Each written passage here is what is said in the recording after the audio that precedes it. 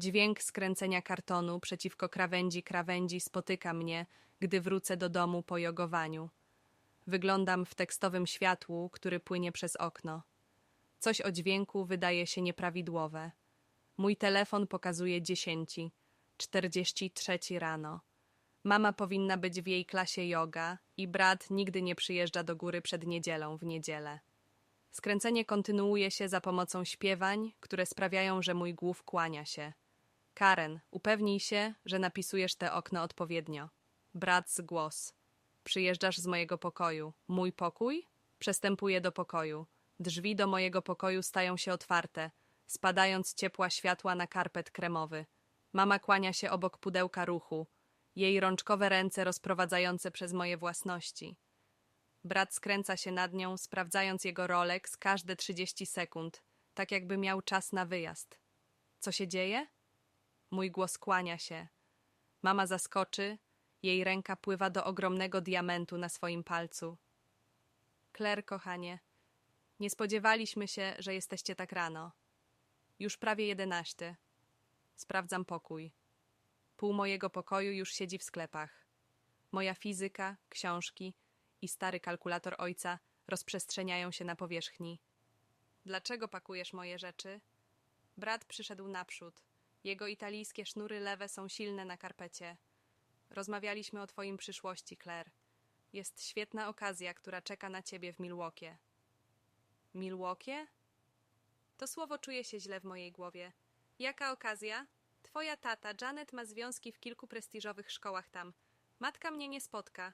Przeładuje jedno z moich sklepów z mechaniczną precyzją. Myślimy, że zmiana byłaby dobra dla ciebie. Pomoże ci rozprzestrzeniać swoje oczy. Przeszedłeś mnie? Słowa rozprzestrzeniają moją głowę. Teraz, Claire. Brat z głos przynosi tą artyficjalną gładkość, którą używa w negocjacjach o realistach. To chodzi o stworzenie lepszych okazji. Będziesz mieć nowy rozpoczątek od bólnych wspomnień. Wydaje mi się, że blueprinty zostały rozłożone na moim desku. Czerwony markarz okładzina mojego pokoju z okładzinami domowych w okładzinach brat agresywnych napisów. Kieszenie. 8 miesięcy. Tata jest już tylko 8 miesięcy. Kiedy? Zagłuszam pytanie przez główne lipa. Twój samolot odpoczywa jutro rano. Brat sprawdza swój oczy znowu. Janet oczekuje na ciebie o śniadanie. Jutro. Zostawią mnie jutro. Pamięć mnie zniszczy. Mój i moją rąk. Kawałek papieru rozciągnięty przez kości szpitalne. Jego ostatnie słowa. Trzymaj się, słoneczko. Nie mogą zabrać ciebie duchu, jeśli nie pozwolisz im. Nie. Słowo wychodzi silniejsze niż spodziewałam się. Claire. Mała głos trzyma tę ostrożną krawędź, którą pamiętam od tantrum w dzieciństwie. To nie jest dyskusja. Zmiany są zrobione. Nie idę. Ręce się trząsą, ale głos trzyma się stabilnie. Nie możesz mnie po prostu wyrzucić, ponieważ przypominam ciebie o ojcu. Życie przechodzi. Matka stoi, wyczyszczając wyobraźniowe pustynie z jej joga pantów. Powinnaś też. Ekspresja brada zwiększa się. Twoja matka i ja byliśmy bardzo wdzięczni, ale ta wdzięczność zależy od twojej współpracy. Zanim byś chciała zrobić własną drogę w świecie. Obawia się między nami. Jestem 19 lat. Nie ma pracy. Nie ma skupień.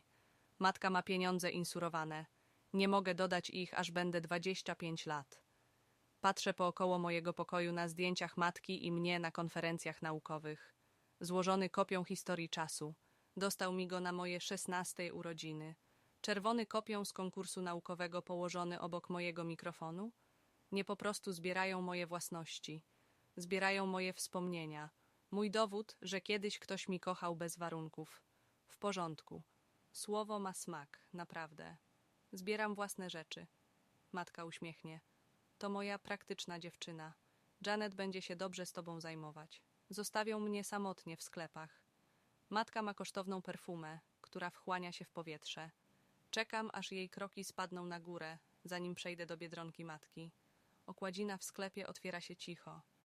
Zbieranych pod okładzinami złotych i koszulkami tenisa znajdę to, czego szukam. Matka miała stare oczki Timex. Jedną, którą matka stwierdziła, że nie mogła znaleźć po świątyniu. Metalik czuje się ciepły w mojej twarzy, jak go włożę do mojego sklepu.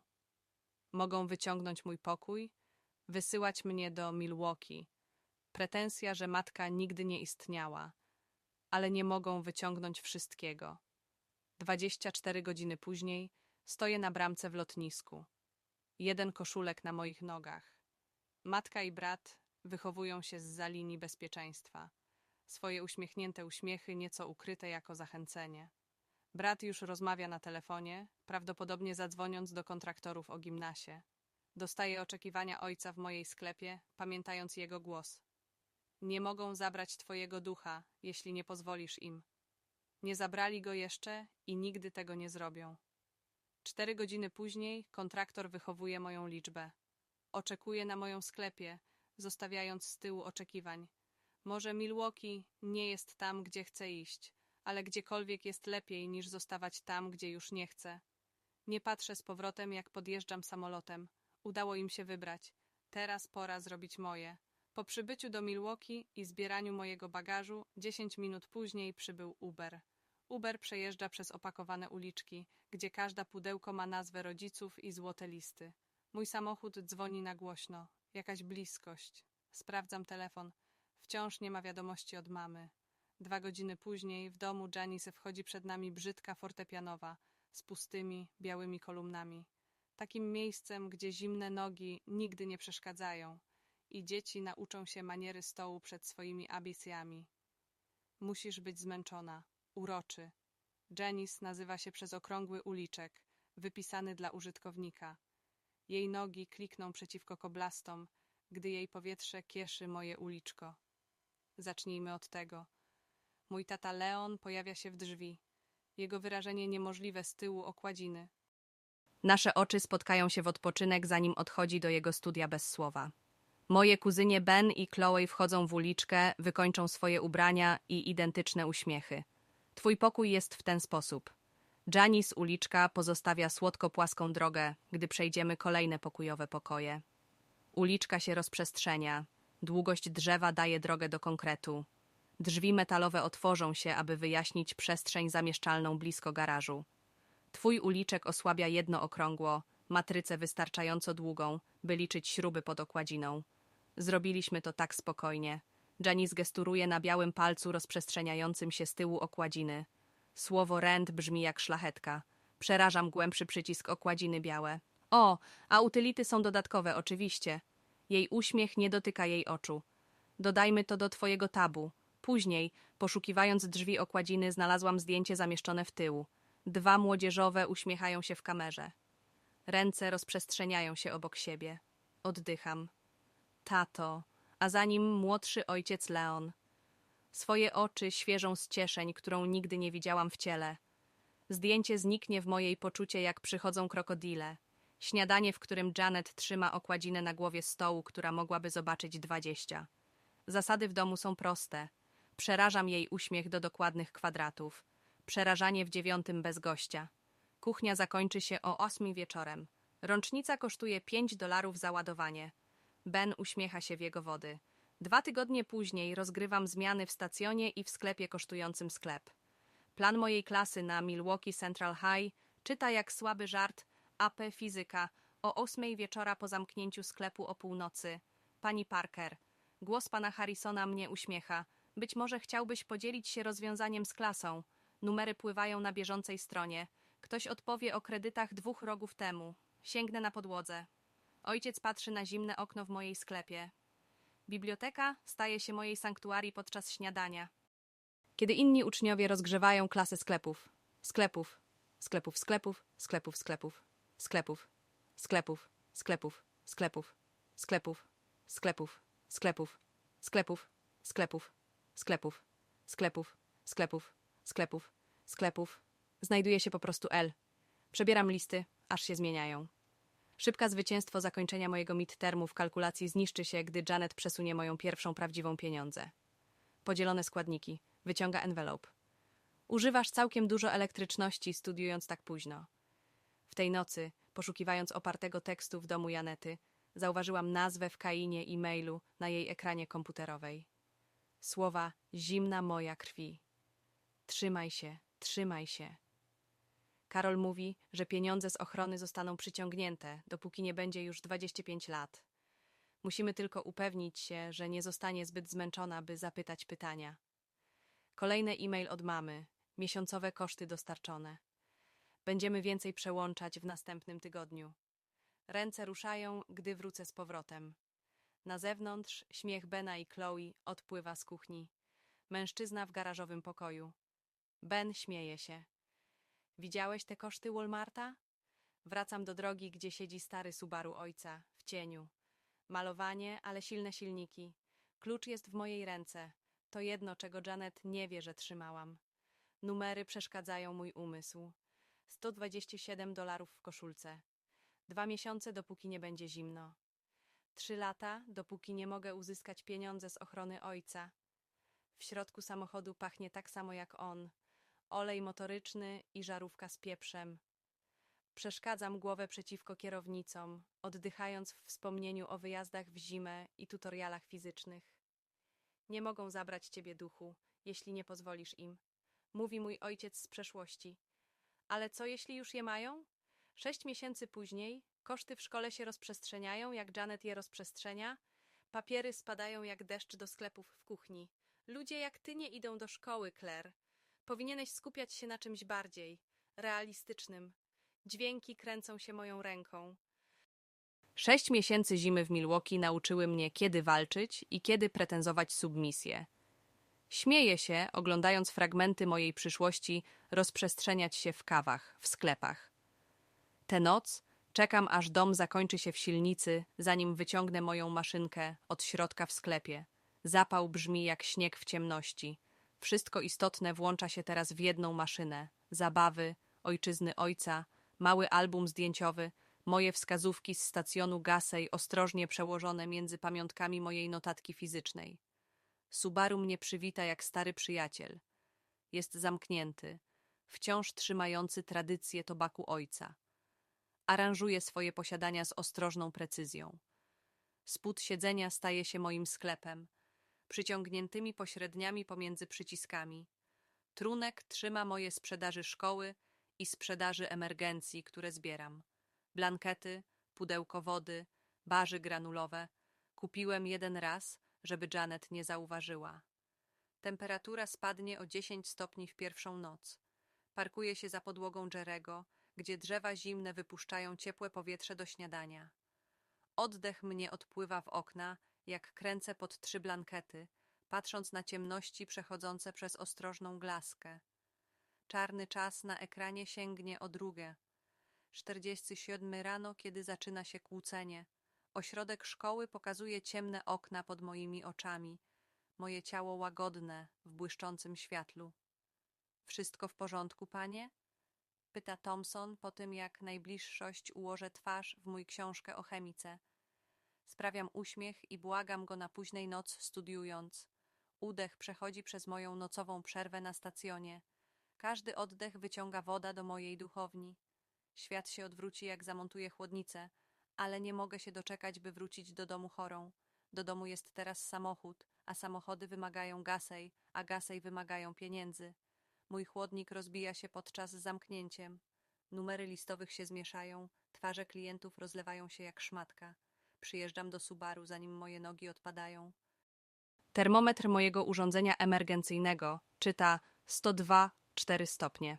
Na zewnątrz poczucie wiatru oznacza 10 poniżej 0 i spadanie.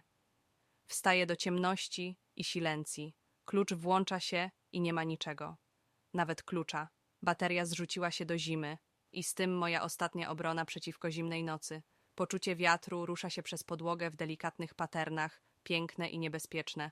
Moje ręce ruszają zbyt ciężko, aby trzymać telefon. Nie, że mam nikogo, żeby zadzwonić. Klik w okno pasażera wysuwa moje serce do mojego uśmiechu. Przerażam się przez poczucie wiatru, oczekiwając policji Janet, czy lepiej. Zamiast tego znajdę się z wami w śniegu. Jego oddech tworzy pustynię w bieżącym jego światłowisku.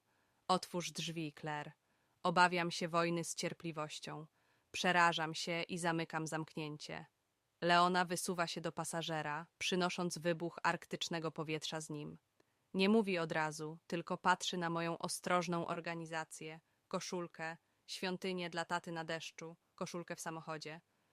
Patrzę na ciebie, mówi nareszcie. przez kamery bezpieczeństwa, czekając, żeby zobaczyć, co robisz. Mój głów wstrzyknie. Czy chcesz powiedzieć Janie? Wyciąga swój telefon, patrzy na ekran kilka razy, potem oddaje go mi. Film bezpieczeństwa pokazuje mój samochód noc na noc, parkowany w swoim ukrytym okręgu. Ale jest więcej filmów starszych, grubych, pokazujących dwóch młodszych chłopaków przyjeżdżających w podobnym samochodzie, zimno na oknach, desperacja w ich twarzach. To jest twój ojciec, mówi Leon miękko. I ja. 30 lat temu, prawie dokładnie. Inny samochód, ta sama sytuacja. Zabiera telefon, wkłada go w koszulkę. Potrzebowałam wiedzieć, czy miałeś siłę Roberta, jego duch. Słowa wyłączają coś w mojej górze. Tears freeze on my cheeks as Leon continues. There's an apartment above the laundromat. Clean, warm, private entrance. Previous tenant moved out last month. Rent would be covered by working the books for me in the evenings. I stare at him, searching for the trap, the hidden price tag. Why? Because Robert would have done the same for my kid. Leon reaches over and starts the car, with a key I didn't know existed. The engine purrs to life, heat beginning to seep from the vents, and because some debts can only be paid forward. The next week passes in a blur of blankets and antibiotics, my fever finally breaking in the warmth of my new apartment. The space is small, but mine, a studio with a kitchenette, bathroom, and blessed silence. No Janet's commentary, no Ben's sneers, no constant reminders of my place in the hierarchy. Leon teaches me bookkeeping in the evenings, his patience as steady as his hands on the ledgers. Numbers have a poetry to them, a rhythm that reminds me of solving equations with Dad. My grades climb as regular sleep becomes possible again. Even my cough retreats, leaving behind a strange new feeling, hope. The first time Ben comes into the laundromat, his designer jacket reeking of beer, I'm behind the counter reviewing the monthly accounts. So this is where the charity case landed, he sneers, dropping his bag of laundry. Daddy would be so proud. The old Claire would have flinched, ducked her head, taken the hit, but that Claire froze to death in a Subaru during a Milwaukee winter. This Claire straightens her spine, meets his eyes, and speaks with quiet certainty. I earn my keep, Ben. What do you do? He has no answer. For the first time, I realize he never will. That night, I add another photo to my dashboard shrine.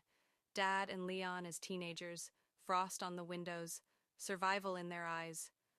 Some legacies are written in blood, others in frost, in fever, in the quiet dignity of surviving when survival seems impossible. I trace my father's young face in the photo, remembering his last words about spirit and strength.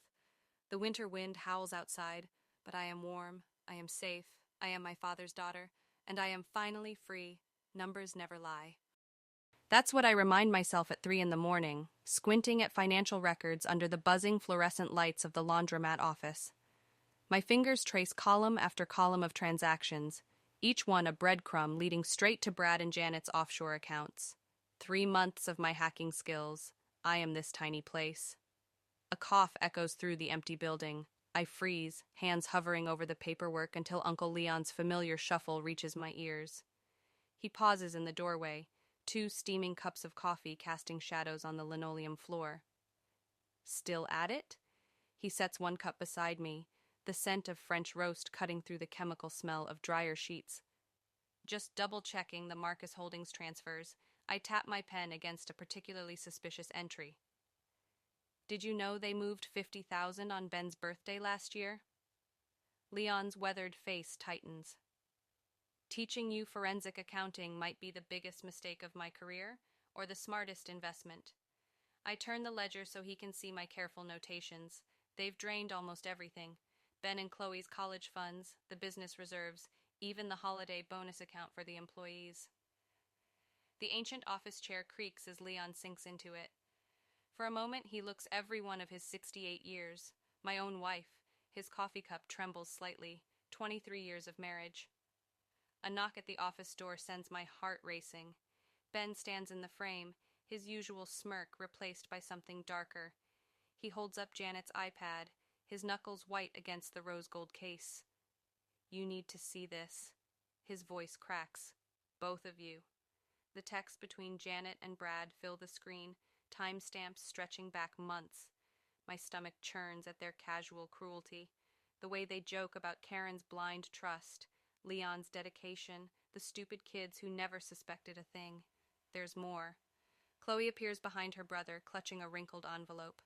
I found this in Mom's desk, my acceptance letter to Northwestern. She never told me I got in. The fluorescent lights flicker, casting harsh shadows across Chloe's tear-streaked face. 6 months ago, she would have rather died than cry in front of me. Now she slumps against the filing cabinet, shoulder to shoulder with her brother, both of them looking at me like I might actually have answers. They're not just stealing from the business. My voice sounds steadier than I feel. They're stealing your futures. What do we do? Ben's question hangs in the stale air. I pull my father's old Timex from my pocket, running my thumb across its scratched face. We fight back, but we have to be smarter than they are. The next 2 weeks blur into a frenzied routine. Days spent gathering evidence, nights spent documenting every transaction, every suspicious email, every whispered phone call. Ben masters the art of copying files without leaving digital fingerprints. Chloe transforms into a silent ghost, recording conversations on her phone while pretending to text friends. But Janet senses something shifting. Her attacks grow desperate, wild.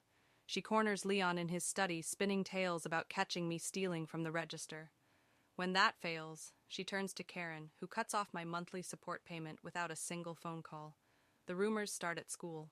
I'm unstable, dangerous, probably on drugs. Behind my back, Janet suggests to Leon that the apartment above the laundromat might be better used for storage. Let them talk. I tell Ben and Chloe over lukewarm vending machine coffee. Every lie they tell is one more nail in their coffin. 3 weeks later, Leon's lawyer reviews our evidence with grim satisfaction. The FBI Financial Crimes Division moves faster than we expect. By the time Ben's 18th birthday rolls around, everything is in place. The party transforms Janet and Leon's home into a grotesque display of wealth. Crystal champagne flutes catch the light from imported chandeliers. Silver platters laden with catered delicacies circle the room on the arms of hired waiters. I watch from a corner as Karen and Brad make their entrance, the perfect portrait of concerned relatives. My mother's diamond bracelet glints as she air kisses Janet's cheeks. Brad's Italian leather shoes squeak against the marble floors. Janet taps her glass, calling for attention. Today we celebrate family. Her voice drips honey and arsenic. Legacy, integrity, the values that bind us together. The doorbell chimes. 2 FBI agents in dark suits step into the foyer, followed by Leon's lawyer. The champagne glass slips from Janet's fingers, shattering against the imported tile. Janet Williams? The female agent's badge catches the light. We have some questions about the Marcus Holdings accounts. Brad bolts for the back door. He makes it 3 steps before colliding with an off-duty officer who moonlights as security at the laundromat. The sound of handcuffs clicking shut cuts through the shocked silence. Karen crumples into an expensive armchair as the evidence unfolds. Wire, transfers, shell companies, years of systematic theft laid bare before the stunned party guests. Her manicured hands shake as she stares at bank statements showing her own accounts drained to nothing. "How could you?" Janet shrieks, mascara streaming down her face. "I trusted you, Leon. Claire manipulated you, turned you against me." Ben steps forward, his sister at his side. "No, Mom, you did this to yourself." The handcuffs click shut around Brad's wrists. The sound echoes through the marble foyer of Janet's house, bouncing off the crystal chandelier he bought with stolen money. His Italian leather shoes scuff against the floor as the FBI agents lead him away. "This is ridiculous," Janet shrieks from across the room, her own set of restraints catching the morning light. "I demand to speak to my attorney." I stand beside Uncle Leon, watching the federal agents dismantle the facade of wealth my aunt and stepfather built with other people's dreams. Karen sinks onto the leather sofa, her manicured fingers trembling as she clutches her designer purse. The one Brad bought her last Christmas with money stolen from her own daughter's trust fund. All accounts frozen, the lead agent announces, reviewing his tablet. Wire fraud, embezzlement, tax evasion. He glances at the family photos lining the walls, and theft of dependent education funds. Ben and Chloe hover near the kitchen doorway, their faces ashen. The college acceptance letters they found hidden in Janet's desk drawer weigh heavy in Chloe's jacket pocket. I catch Ben's eye, remembering the moment he discovered the truth about his depleted college fund, the way his hands shook as he showed me the bank statements. "Mrs. Williams," the agent turns to Karen, "we'll need you to come down to the station for questioning about your involvement." My mother's head snaps up. Involvement? I didn't know anything about. "Save it for your statement," he interrupts, already turning away. The front door closes behind Brad and Janet. Through the window, I watch reporters clustering around the FBI vehicles, cameras flashing. Tomorrow's headlines flash through my mind. Prominent real estate developer arrested in multi-million-dollar fraud scheme. I stand quietly beside Leon, watching the family I was thrown away from implode. The justice feels hollow, like ashes in my mouth. But then, Leon squeezes my shoulder, and I remember I'm not alone anymore. An hour later, the silence in the house feels thick enough to touch. Ben slumps into a kitchen chair, while Chloe paces between the granite countertops. None of us know what to do in this hollow space where our false security used to live. Later that night, after the FBI leads the last of the conspirators away, I find an envelope in Leon's desk. My father's handwriting flows across the page in familiar blue ink.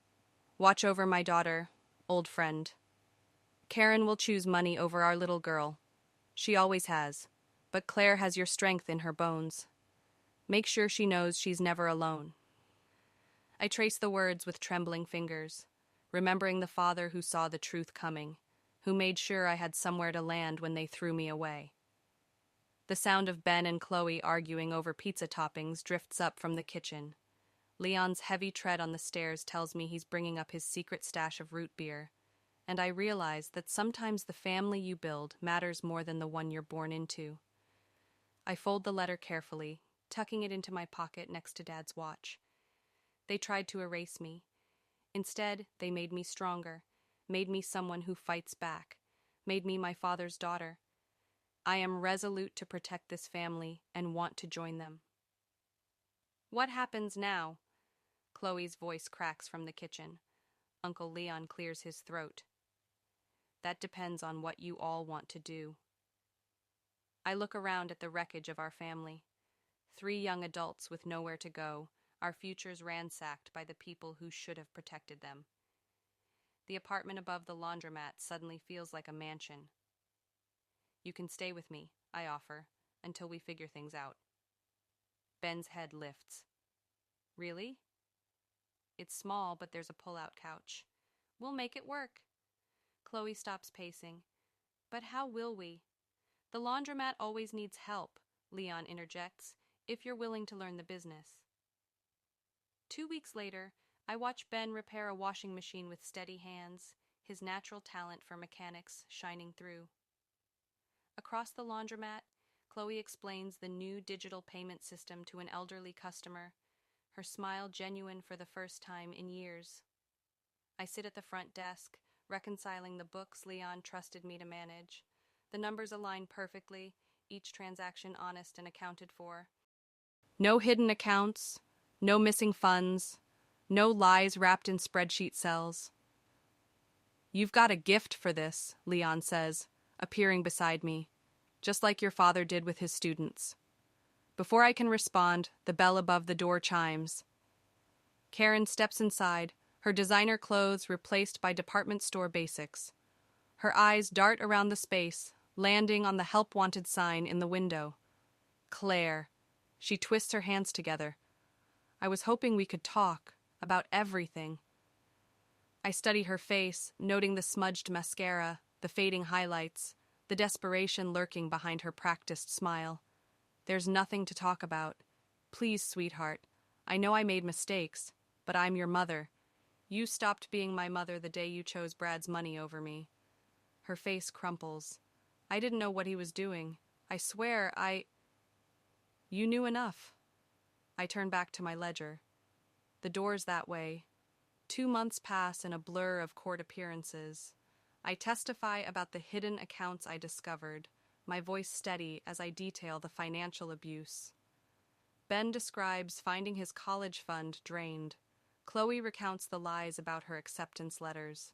Brad and Janet spend the trial blaming each other, their expensive lawyers spinning stories of manipulation and coercion, but the evidence speaks louder than their excuses.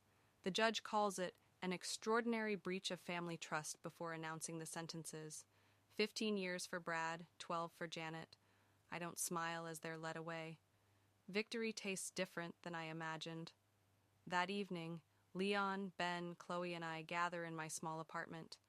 A GED certificate with my name sits on the coffee table beside an acceptance letter from the University of Wisconsin's Business School. Full scholarship. To new beginnings, Leon raises his coffee mug, and, to the Parker, Mills family enterprise, I blink at him. What? He pulls out a stack of papers. I'm making it official. The business needs a proper succession plan, and you three have earned your place in it. Chloe gasps. Ben drops his pizza slice. But we're not. I start.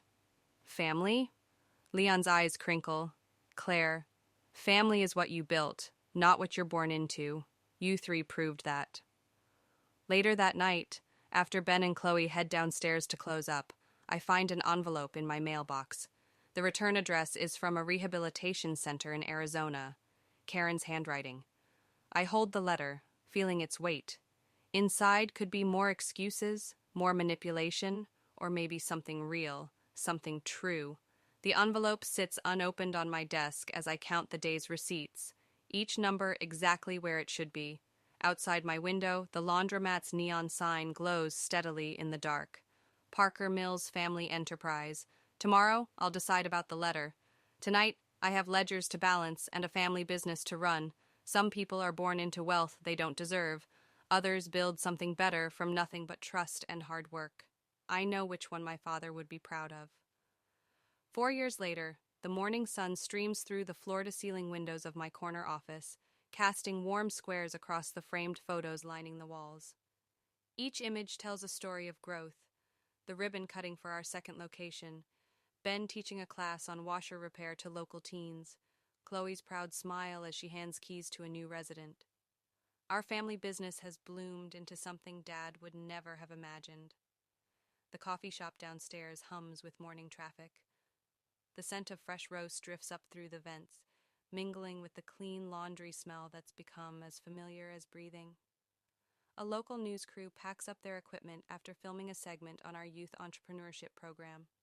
The reporter's words still echo in my ears. From homelessness to hope, how one family business is changing lives. Uncle Leon appears in my doorway, his silver hair catching the light. Ready for the foundation meeting?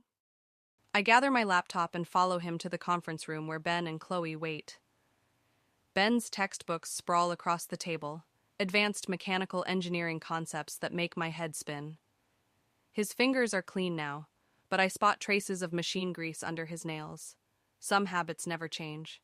Chloe's coordinating schedules on her tablet, juggling shift assignments across our 3 locations. She's grown into the role of operations manager, her former sharp edges softened by purpose. The new girl starts today, she says, looking up. The one from the shelter. My heart squeezes. Last week she arrived with nothing but a backpack and hollow eyes I recognize too well. Today she'll have a job, an apartment, and a chance, just like Leon gave me. Sunday dinner at my place, Ben announces, closing his textbook. I'm trying Dad's lasagna recipe. The words Dad's recipe no longer sting. These days, they warm like a familiar blanket. Our weekly dinners have become genuine family time, not the forced performance of the past. Between bites, we share victories and setbacks with our therapist's voice, echoing in our heads about healthy communication. A text lights up my phone. Mom, she's been out of rehab for 2 years, working in the cafeteria at Ben's college. Her messages arrive like clockwork every Tuesday, short, careful words building the tiniest of bridges. Last week, we met for coffee. The silence stretched between us until she finally spoke about missing Dad. For once, her tears seemed real. Time to head out, Leon says, checking his watch. Claire, you'll drive? We pile into my car, no longer the survival shelter it once was, but a chosen vehicle that carries us to the cemetery. The spring grass spreads like a carpet between the headstones. Dad's granite marker gleams in the afternoon light. Leon kneels to brush away fallen leaves. Remember when Robert convinced me to invest in my first laundromat? Said even homeless kids deserve clean clothes and a safe place to sit. That sounds like Dad. My voice holds steady as I reach into my pocket. The old Timex watch feels lighter now, its weight no longer a burden of memory, but a touchstone of strength. I place it beside the flowers. I don't need this to remember you anymore, Dad. We built something better than memories. Ben's camera clicks, capturing our unlikely family beside the grave. Leon's quiet pride, Chloe's arm linked through mine, the afternoon sun painting us in shades of possibility. Not the family I was born to, but the one I chose, the one that chose me back. Later, locking up the main office, I catch my reflection in the darkened window. For a moment, another face seems to hover beside mine. Dad's gentle eyes, his determined smile. The same smile I see in the mirror now. They threw me away, Dad, I whisper to the glass. But we built something better. The keys jingle in my hand as I step into the evening. Through the coffee shop windows, I spot our newest employee arranging pastries, her movements careful and determined. Tomorrow, I'll teach her about profit margins and inventory management. I'll watch her shoulders straighten with each small success. But tonight belongs to my family. Ben's lasagna might be slightly burned. Chloe will probably bring the wrong wine. And Leon will tell the same stories we've heard 100 times. Mom might even call, her voice still uncertain but trying. And that's exactly how it should be. Because sometimes the best families aren't the ones you're born into. They're the ones you build from the broken pieces, stronger at every mended crack.